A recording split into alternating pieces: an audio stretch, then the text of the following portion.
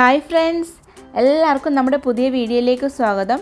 അപ്പോൾ ഇന്ന് ഉണ്ടാക്കാൻ പോകുന്നത് ചിക്കൻ സമോസയാണ്. ചിക്കൻ സമോസ നമുക്ക് പെട്ടെന്ന് ഉണ്ടാക്കിയെടുക്കാൻ പറ്റും. നല്ല ക്രിസ്പി ആയിട്ടുള്ള ഈ ഒരു സമോസ ഉണ്ടാക്കാനായിട്ട് കുറച്ച് സമയം മാത്രം മതി. അപ്പോൾ നമുക്ക് പെട്ടെന്ന് വീഡിയോയിലേക്ക് പോയാലോ? വീഡിയോയിലേക്ക് പോകുന്നതിന് മുമ്പേ ചാനലൊന്ന് സബ്സ്ക്രൈബ് ചെയ്യാനും സപ്പോർട്ട് ചെയ്യാനും മറക്കരുത്.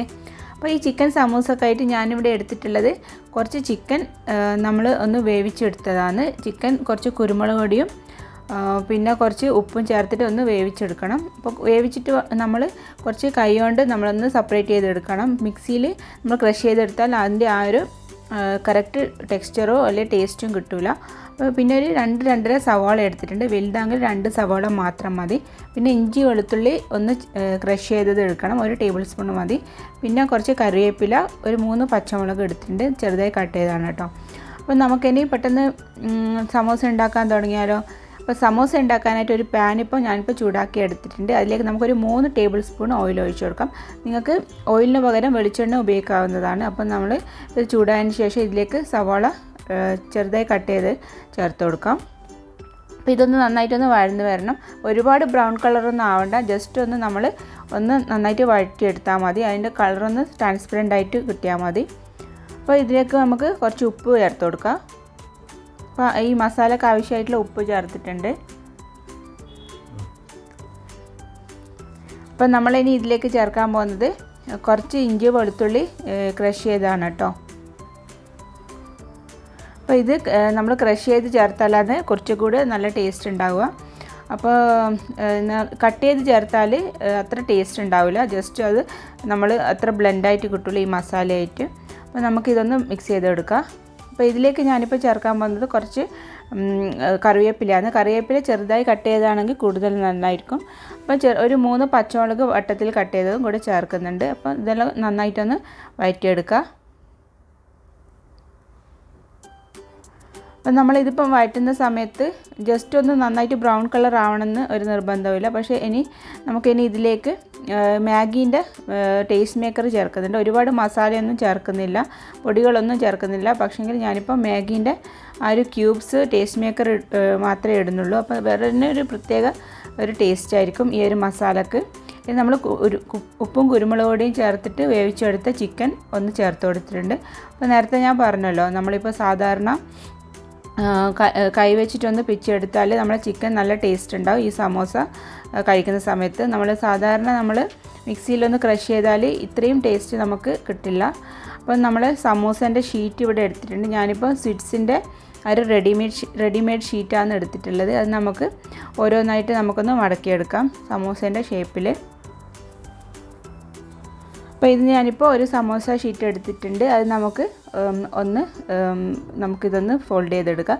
അതിന് മുമ്പേ കുറച്ച് മൈദ, ഒരു 2 ടീസ്പൂൺ മൈദ കുറച്ച് വെള്ളത്തിലൊന്ന് മിക്സ് ചെയ്ത് കൊടുത്തതിന് ശേഷം ഒന്ന് മിക്സ് ചെയ്തെടുത്തിട്ടുണ്ട് കേട്ടോ. അപ്പോൾ അത് നമ്മളൊന്ന് ഒട്ടിച്ചു കൊടുക്കണം. ആദ്യം നമ്മൾ ഈ ഒരു കോർണർ ആദ്യം ഒന്നൊന്ന് ഫോൾഡ് ചെയ്തിട്ട് അതിലേക്ക് കുറച്ച് മൈദ ഒന്ന് തേച്ച് കൊടുക്കണം. അതേപോലെ തന്നെ ആ ഒരു കോർണർ പിടിച്ചിട്ട് വേണം നമ്മൾ താഴത്തേക്ക് ഒന്ന് ആക്കി കൊടുക്കാൻ. താഴത്തേക്ക് ഈ കാണുന്ന പോലെ തന്നെ നമ്മളൊന്ന് ഫോൾഡ് ചെയ്തെടുത്താൽ മതി. ആദ്യം നമ്മൾ ട്രയാങ്കിളായിട്ട് ഫോൾഡ് ചെയ്യുക, പിന്നെ അതിൻ്റെ താഴേക്ക് നമ്മളൊന്ന് ഫോൾഡ് ചെയ്തെടുക്കുക. പിന്നെ അപ്പം നമുക്കൊരു പോക്കറ്റ് ഷേപ്പുള്ള ഒരു ഇത് കിട്ടും, അത് ഈ കാണുന്ന പോലെ തന്നെ. അപ്പോൾ അതിലേക്ക് നമ്മൾ ഫില്ലിങ് വെച്ച് കൊടുക്കാൻ വേണ്ടുന്നത്.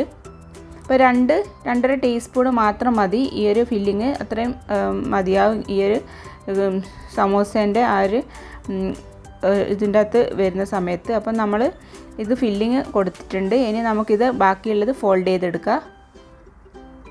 അപ്പോൾ ഇത്രയും നമ്മളിപ്പോൾ നിറച്ചിട്ടുണ്ട്. ഒരു 2 ടീസ്പൂണ് മാത്രമേ ഇപ്പം നിറച്ചിട്ടുള്ളൂ, ഓവറായിട്ട് കുത്തി നിറച്ചിട്ടില്ല. അപ്പോൾ ഇനി ആ ഒരു ഭാഗത്ത് കുറച്ച് മൈദ പേസ്റ്റ് ഒന്ന് തേച്ച് കൊടുത്തതിന് ശേഷം നമുക്ക് വീണ്ടും ഇതൊന്ന് ഫോൾഡ് ചെയ്തെടുക്കുക. അപ്പോൾ ഇത് കണ്ടില്ല, ജസ്റ്റ് ആ ഒരു കോർണർ ഒന്ന് നന്നായിട്ടൊന്ന് നമ്മളിപ്പോൾ ഒന്ന് പെർഫെക്റ്റായിട്ട് കിട്ടിയാൽ മതി. അപ്പോൾ നമ്മൾ ഇത് ഫോൾഡ് ചെയ്തെടുക്കുന്ന സമയത്ത് ജസ്റ്റ് മൈദ പേസ്റ്റ് റെഡിയാക്കി വെക്കുക.